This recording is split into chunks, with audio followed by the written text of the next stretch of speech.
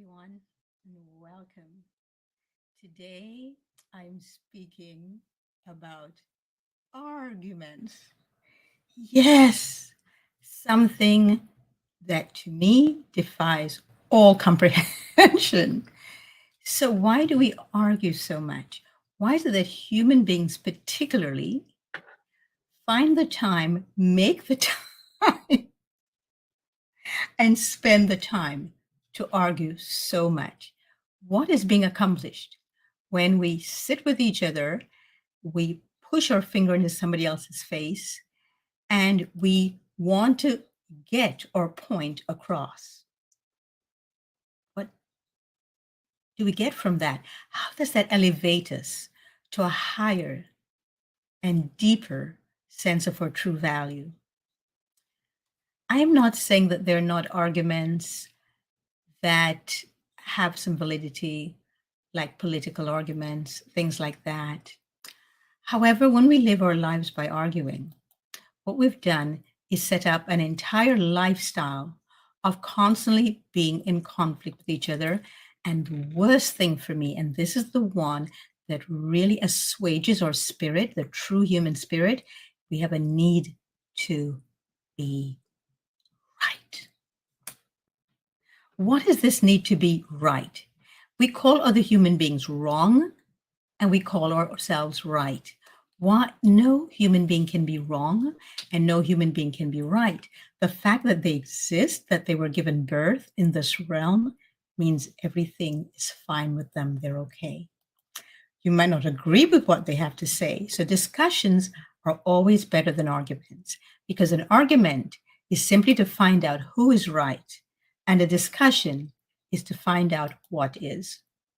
So, might I invite you, as I do with all of my clients, to look at your languaging, because our language betrays us all the time. This need to be right. Well, I am right, you are right, I am wrong, he's wrong. If you pay attention to me and to what I say, I do everything possible never to think that way and not to use those words of right and wrong. So, before you argue with someone, ask yourself, is that person even mentally mature enough? In other words, are they aware enough to grasp the concept of different perspectives? Because if not, there's absolutely no point in arguing with them whatsoever. So why do we engage in arguments? When I was a teenager and I was in high school, I was the president of my debating society. And it's interesting because I didn't want to argue with anyone. What I just simply wanted to do was show a different perspective. And I was elected president because I would not argue. All I wanted to do was to show a perspective that might be different from the perspective of that person at the time or of that particular discussion at the time. And I am really glad that so many people have really taken some time to read the books of Marshall Rosenberg on nonviolent communication, that some people have studied NLP, neuro linguistic programming, and also that we've made some efforts to grow beyond bickering with each other all the time, just constantly at it, infighting, because we gain absolutely nothing. So if you want to debate somebody, you can do it in a formal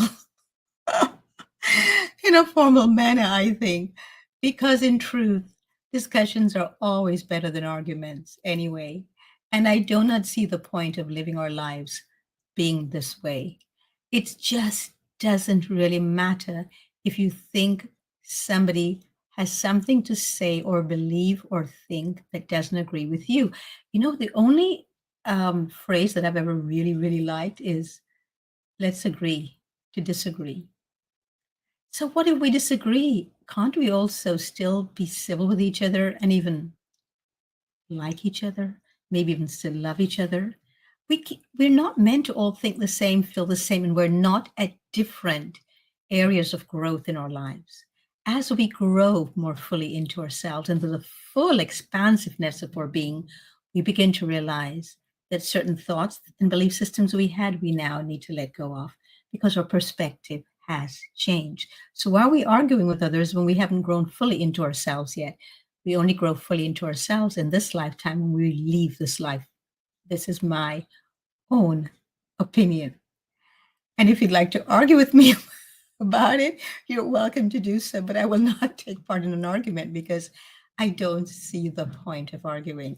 So I trust that this will be of some assistance and help to you. There is no point at all in arguing. Simply listening will do far more than bickering and arguing. Listen to what the person is feeling. Listen to the pain behind it. Listen to the needs of that person behind it and simply observe. Sometimes in life, we need to just step back, sit back, and become the observer. That is where wisdom comes in. That's where love flows. So I invite you today to think about every argument that you've tried to win. I don't understand this concept of winning an argument. There's no winning for anyone. If we're just bickering and arguing for the sake of feeling right. So please leave me comments below on what you think or why you think we argue so much as human beings and what you think could be a remedy. Also, please click the notification button and the subscribe button if you would like to hear more of this and you would like to continue this tete-a-tete with me, or this was helpful to you in any way. So until next time, on these elegantly raw tidbits, thanks for tuning in, and I so look forward to having a conversation with you, whether we disagree or agree. So until next time, be well, be mindful, and please think about not